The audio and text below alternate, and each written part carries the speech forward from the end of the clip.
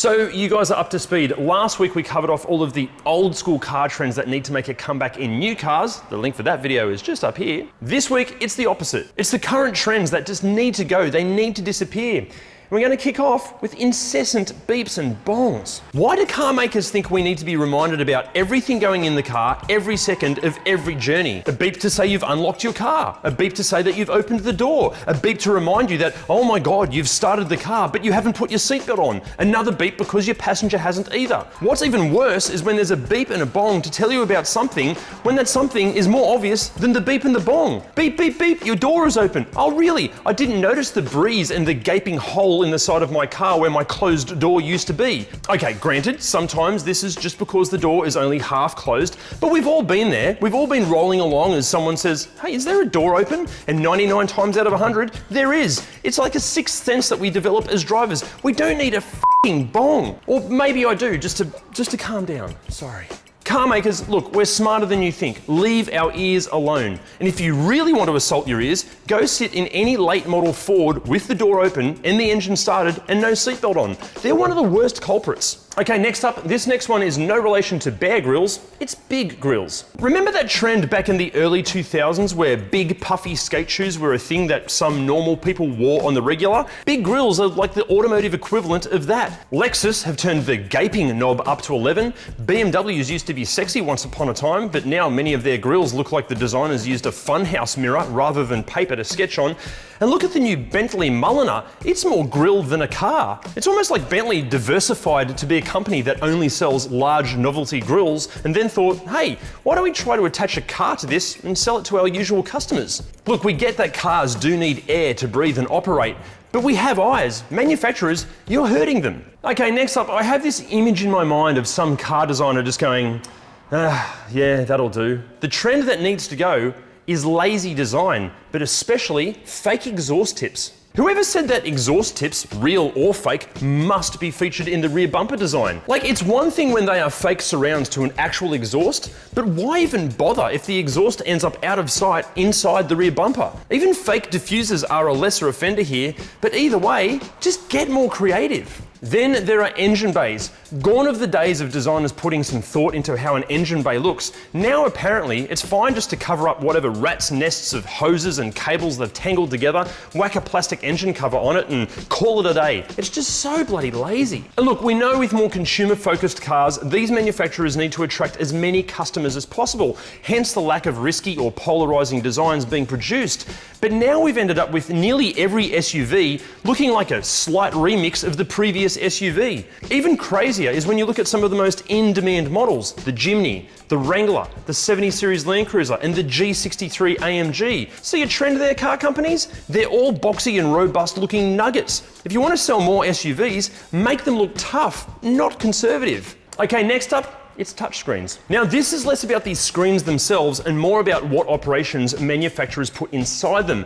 Having big screens is a great addition to the car world. They're awesome for interfacing with things like navigation, telemetry, and controlling your smartphone. But we have no idea why car makers have assumed that we must want to perform every single possible function through a screen. Actually, we do know why. It's because it's cheaper. What do you think costs more? Designing a physical switch that needs a specific spot in the dash, usually accompanied by a cluster of 10 other switches, all with moving parts, all of which have to be designed, engineered, tested, and manufactured, or writing a simple piece of code just once and then adding that to the software. Manufacturers, please bring back buttons. No one complained about them in the past. Okay, some Porsches and Volvos did draw some criticism for having too many, but we didn't mean get rid of all of them. At the very least, please let us control the volume and the air conditioning with actual physical knobs. Okay, next up, this one is going to upset many of you. The trend that needs to die out are people that buy cars that have immense capabilities, yet they never, ever use that vehicle for its intended purpose. You know exactly who you are. You're the Ford Ranger Raptor driver who has never seen an incline greater than what you'd find in your local shopping centre car park.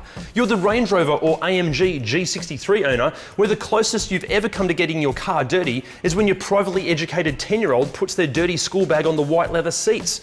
You're the Porsche GT3 or Ferrari owner that only ever visits one track, and that's your ongoing track record for executing yet another midlife crisis. These cars are often such enormous compromises and so gratuitously excessive in the real world. They cost more to buy, more to own, more to insure, and as is generally the case with many European luxury cars, more to fix. Often the high price tag is due to the millions and millions of dollars that these companies spend on research and development just so the car can do things that most of their owners simply don't possess the balls or the skills to ever do. Oh cool, a Lamborghini that can do 0 to 100 in under 3 seconds. Great, that'll be perfect for when the only driving you do is up and down your local cafe strip. A Ford Ranger Raptor that can do jumps? Ah, cool man, how many sand dunes are there between your house and the supermarket? Oh, a Ferrari with 1,000 horsepower. Awesome bro, when was the last time you got it out of third gear and still stayed under the speed limit? Your eyes must be exhausted from doing nothing but trying to see who's looking at you while you're also keeping a lookout for speed cameras and unmarked police cars. But look,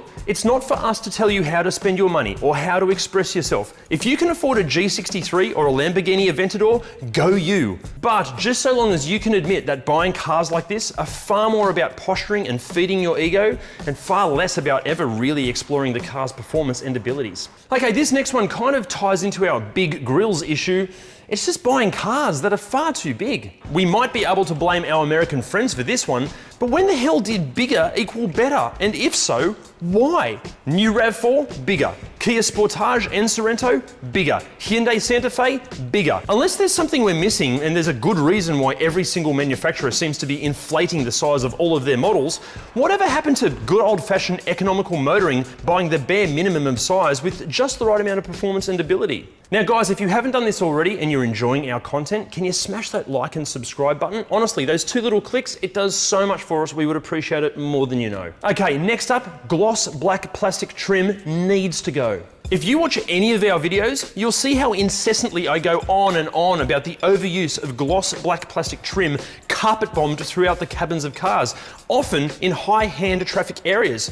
Gloss black plastic is proof that no one in the design department of these car companies must ever own a car for more than a couple of years. If you're someone who possesses one or all of the following: hair, saliva, normal oil producing skin, pubic hair, mucus, a dog, or fingerprints, you're going to have an absolutely shit time trying to keep gloss black plastic clean and scratch free. Sure, it looks good in the factory and in magazines and in the dealership, but that's the only place gloss black plastic looks good. In the real world, this finish looks good for maybe 3 seconds, and after that, it'll look more scratched than DJ Jazzy Jeff's favorite vinyl, and it becomes a petri dish that is a nightmare to clean. Okay, now it's your turn. What current trends need to go? Let us know in the comments. See you next time. Why do car makers think we need to be reminded about everything going on in the car? This is less about this, and then just editing, or writing a simple piece of code just once and adding that to the car's soft cars. There's no D in cars, is there?